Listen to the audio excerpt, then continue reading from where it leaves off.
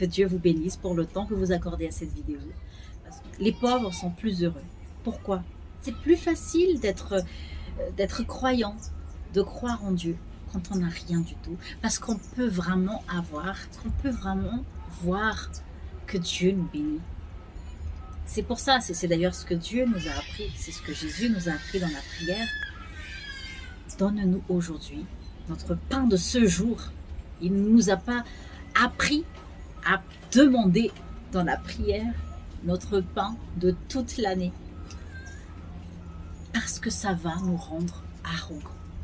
Ça va nous rendre ingrats. Ça va nous rendre inconscients de sa bénédiction et de son amour.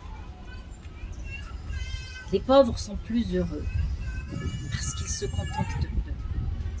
J'ai mangé dans un restaurant à 5 étoiles il y a quelques jours avec mon mari. Et on s'est parlé, on s'est dit waouh, comme c'est le luxe, le confort absolu. On ressentait le vide, le froid, la déconnexion entre les personnes qui y vont. On rencontre des gens, on n'ose même pas saluer. Le contraire du partage, c'est le respect de l'espace d'autrui. On ne se parle pas, on ne se sympathise pas trop. On cherche à s'éloigner des autres, de ses semblables, de ses compatriotes, de ses amis, de sa famille. Et même à Madagascar, on finit par ne plus être en contact avec qui que ce soit de la famille, avec qui que ce soit des amis. On n'a plus d'amis, on n'a plus rien, tout est tout simplement virtuel maintenant. Et c'est ce que j'ai constaté par rapport à ces deux comparaisons que j'ai faites. Bon, j'ai mangé dans un hôtel à 5 étoiles où tout était luxueux, tout était parfait, le service était nickel, c'était au top, le repas était succulent, mais on a ressenti le vide. Il n'y a pas de partage, on ne peut pas y aller, c'est l'argent qui parle, on ne peut pas y aller sans argent, on ne peut pas y aller comme ça, retrouver. En fait, si vous voulez aller là-bas, c'est pas pour trouver la paix, c'est pour trouver la tranquillité. Quand vous en avez un peu marre de ces personnes qui s'intéressent trop à vous. Mais il y a beaucoup plus de chances de suicide dans les lieux de luxe. Tout est parfait que dans les lieux où il y a des manques. Pourquoi? Parce que il y a du partage dans les lieux modestes.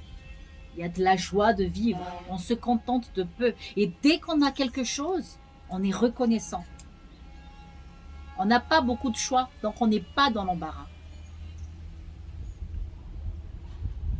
Apprenez à vivre humblement, même si vous êtes dans l'élévation. Ça, c'est très important si vous voulez être heureux. On ne veut pas demander à Dieu de vous enlever vos bénédictions. C'est pas ça le but. La bénédiction du Seigneur apporte la prospérité, c'est ce que la Bible dit, et les efforts de l'homme n'y ajoutent rien. Je ne suis pas là pour vous dire que l'élévation, la bénédiction, la richesse, ce sont des choses du diable. Je ne dis pas ça. Dieu n'a pas piégé Salomon. Il était le plus riche, je pense, des rois.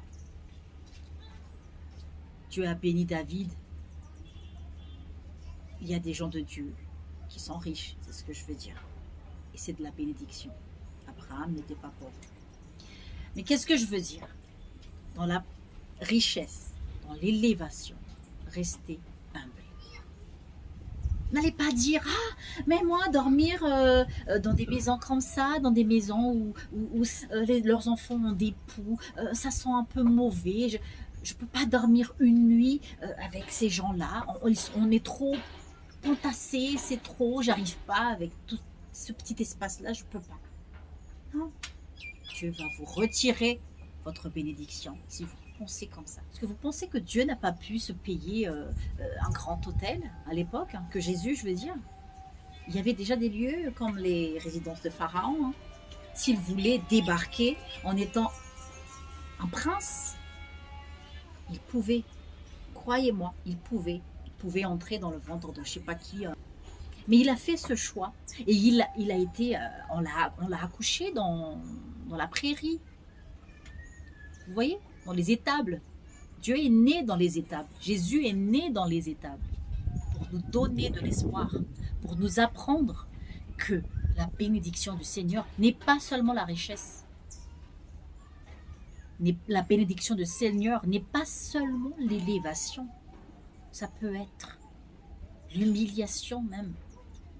Oui, ça fait partie d'une bénédiction, ça fait partie de la grâce de Dieu. Tout ce qui vient de Dieu est bon. Parce que ça nous apporte un projet de paix et non de malheur. Trop de choix, ça rend malheureux.